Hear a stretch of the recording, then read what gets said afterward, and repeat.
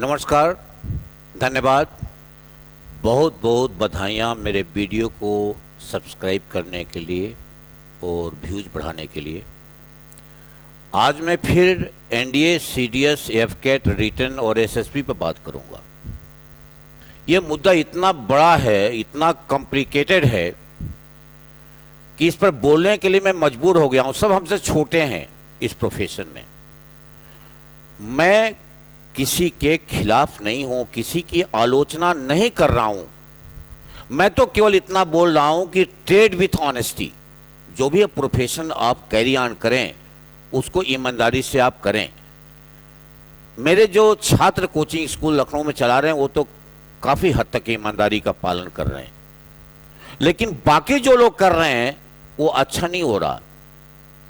जरा इस पर एक शेर सुन लीजिए, और डॉक्टर राहत इंदौरी का है।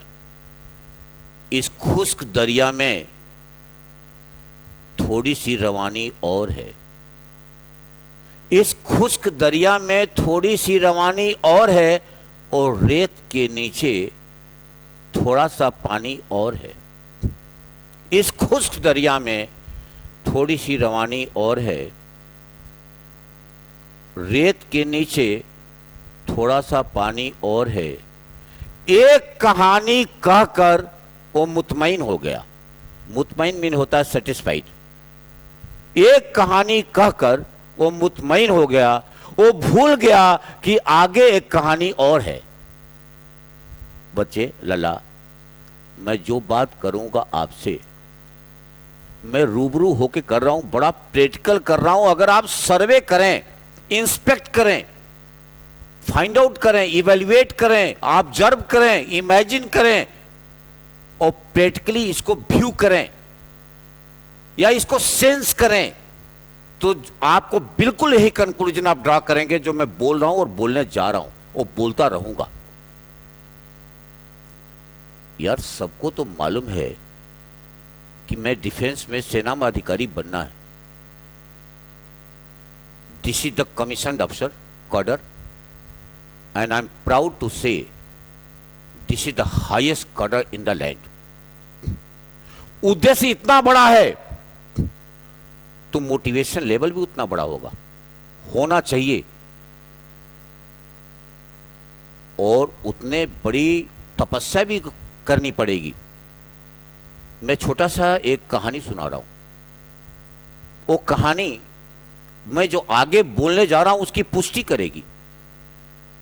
एक गांव में एक लड़का सेकेंड स्टोरी बिल्डिंग से गिर गया, दूसरे तल्ले वाले मकान से जमीन पर गिर गया। उसके पैर में चोट आ गई।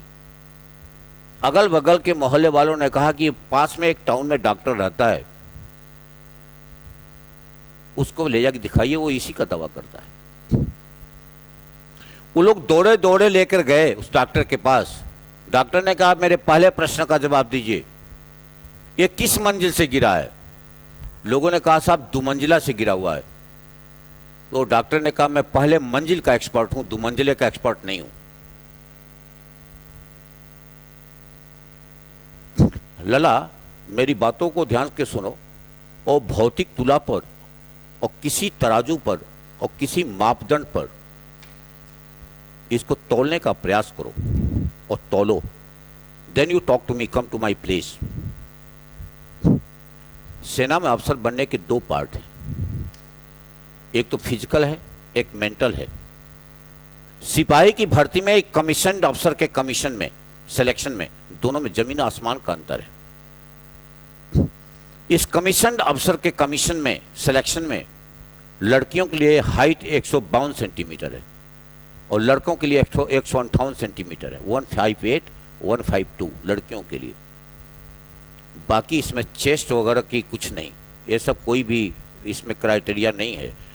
दौड़ और कूद फान, इसमें कोई क्राइटेरिया इस प्रकार कुछ नहीं है। अगर कोई भ्रम है तो हटा दीजिए। I am the highest authority in this field. 8 किताब लिखने के बाद मैं बोल रहा हूं आपसे, जो बोल रहा हूं बिल्कुल कैलकुलेटेड, 100% एक्यूरेट है। ये सिपाही की भर्ती नहीं है। 3 प्रकार के प्लान होते हैं, brainy plan, brawny plan, half brainy और हाफ ब्रानी। ब्रेनी प्लान जो दिमाग से होता है, हाफ ब्रेनी हाफ ब्रानी जो आधा दिमाग से होता है आधा मसल्स होता है, जो टोटल ब्रानी होता है वो केवल मसल्स का होता है। हमको अफसर के लिए ब्रेनी प्लान करने वाला आदमी चाहिए। इसके दो पार्ट मैंने बोला था, एक लल्ला फिजिकल पार्ट है, मैंने ऑलरेडी बोल दिया। अब मैं आता हूं मेंटल पार्ट पर। जब मैं मेंटल पार्ट पर आता हूं तो दो प्रकार के लोग सर्विसेज सिलेक्शन बोर्ड में जाते हैं। एक चीज आप गांठ बात के रखना, अगर आपको सेना के तीनों अंगों में क्लास 1 अफसर होना है, बनना है, इसका चयन आपको चाहिए, तो बिना एसएसबी के आप क्लास 1 अफसर कमीशन अफसर नहीं बन पाएंगे। Not at all, no sir, it's a wrong notion. और जितना आप रिटन में ध्यान दे रहे हैं उसके दुगुना ध्यान आपको एसएसबी में देनी पड़ेगी। That too right from the beginning और since the beginning. Written part के साथ जो एसएसबी के साथ खिलवाड़ हो रहा है उससे मैं संतुष्ट नहीं हूं। और न कोई भी आदमी, जो भी आदमी एसएसबी का जानकार है या जो लड़का सीनियर है एसएसबी में बार बार जाके वापस हो रहा है या कमीशन पा रहा है, देखिए बड़ा एक दुविधा है। जो लड़का कमीशन पा जाता है वो ट्रेनिंग में चला जाता है, वो फिर वापस यहां नहीं रहता। और ट्रेनिंग से जब आता है तो उसको 6 दिन 10 दिन का उसको बीच में ब्रेक मिलता है, उसमें वो लोगों से कम्युनिकेट नहीं कर पाता है, फिर वो क्लास 1 हो गया। जो फेल हो जाता है वो फिर पास होने के लिए तमाम प्रयास करता है। उन लोगों, उस लाट से रिटर्न की लाट की कोई मुलाकात नहीं होती। मेरे यहां दोनों लाट कहां काम पढ़ाई कर रही है, रिटर्न की लाट भी पढ़ रही है और एसएसबी की लाट भी पढ़ रही है। मेरे बातों का जवाब आप देने का प्रयास करें या मेरे बातों के जवाब के लिए आप दिमाग में अपने मनन करें। रिटन पार्ट में दो प्रकार का लड़का आ रहा है, एक बताया था सेंट्रल बोर्ड वाला, एक स्टेट बोर्ड वाला। और इस सेंट्रल और इस स्टेट बोर्ड में भी दो प्रकार का लड़का आ रहा है, एक नकल किया हुआ, एक पढ़ के आया हुआ। जिस लड़के के 80% आ जाएंगे उसको टेक्निकल एंट्री स्कीम की डायरेक्ट कॉल आ जाएगी। बीटेक वालों की भी डायरेक्ट कॉल आ जाती है, एफ कैट वालों को भी छोटा टेस्ट देने के बाद से एक उसकी भी डायरेक्ट कॉल आ जाती है। जितने स्पेशलाइज एंट्रीज वाले हैं वो मेन हो या वीमेन हो, उनकी भी कॉल आ जाती है। जो लड़के डायरेक्ट कॉल वाले हैं उनको एसएसपी सीधे जानी है। एसएसपी में स्क्रीनिंग के लिए मैंने बुक लिख दी है, पिछले मैंने लेक्चर मैंने बुक भी दिखाई थी आपको। बिना ओआईआर नरेशन की स्क्रीनिंग क्वालिफाई आप नहीं करेंगे। जब तक आपके थॉट प्रोसेस का लेवल नहीं होगा आप एसएसबी को क्वालिफाई नहीं करेंगे। जब तक आपके पास इंटरप्रिटेशन नहीं होगा, लॉजिक नहीं होगी, एक्सपीरियंशियल सेंस ऑफ रीजनिंग नहीं होगी, जब तक व्हाट, हाउ एंड व्हाई के आप कंक्लूजन पर नहीं आएंगे, एसएसबी क्वालिफाई नहीं कर पाएंगे। रिटर्न के साथ आप एसएसबी दें, एसएसबी के लिए आप एक्सपर्ट रखें, मैंडेटरी रखें, इसको आप एक्सपर्ट्स रखें, जीटीओ, साइकोलॉजिस्ट और इंटरव्यूइंग ऑफिसर तीनों रखें। आप फर्जी ना रखें, ओरिजिनल रखें, विज्ञापन दें, तलाशें, फाइंड आउट करें। लड़कों के साथ इनजस्टिस ना हो। A proper justice, natural justice should be rendered to with them and to them. और इसके लिए मैं और आपको एक सुविधा बता दूं, मेरे यहां सुबह का सेशन 7 बजे से लेकर 11 बजे तक, केवल आप 3-4 महीने का कोर्स कर लें 1000 रुपये महीना देकर के आप, जिसमें आपका बोलना, नरेशन सब प्रैक्टिस हो जाएगी। वो 3-4 महीना कर लें, इससे कम से कम बोलना तो आ जाएगा। जो लड़का रिटन टेस्ट पढ़ रहा है, रिटन टेस्ट में, उसके लिए उसको बोलने आना चाहिए, उसके पास नरेशन होना चाहिए, स्पीकिंग पावर होना चाहिए। दो word, there are 2 kinds of power in the world, power of written word and power of spoken word. लड़का जब रिटर्न करता है तो उसके साथ उसको अगर बोलने का प्रशिक्षण नहीं दिया जाएगा तो बोल नहीं पाएगा। बोलना ये ह्यूमन डेवलपमेंट जो प्रोसेस है, जो पर्सनालिटी का डेवलपमेंट का प्रोसेस है, ये बड़ा स्लो है और टीडियस है। इसलिए जब भी हमारे पास कोई लड़का आता है तो सबसे पहले उसका हम पीआईक्यू भरवा लेते हैं, जिसको कहते हैं पर्सनल इंफॉर्मेशन क्वेश्चनर। इसमें आपका सोशियो इकोनॉमिक बैकग्राउंड और डेवलपमेंटल हिस्ट्री आ जाती है। इसमें आपके मीडियम ऑफ इंस्ट्रक्शंस, आपकी क्वालिफिकेशन, आपके क्वालिफिकेशन का स्टेटस और कदर, आप हिंदी स्पीकिंग बेल्ट से हैं, हिंदी स्पीकिंग में हिंदी मीडियम से हैं, आपके इंग्लिश मीडियम से, वो आ जाता है और आपकी वर्थ आ जाती है कि आपके पास वर्थ कितनी है।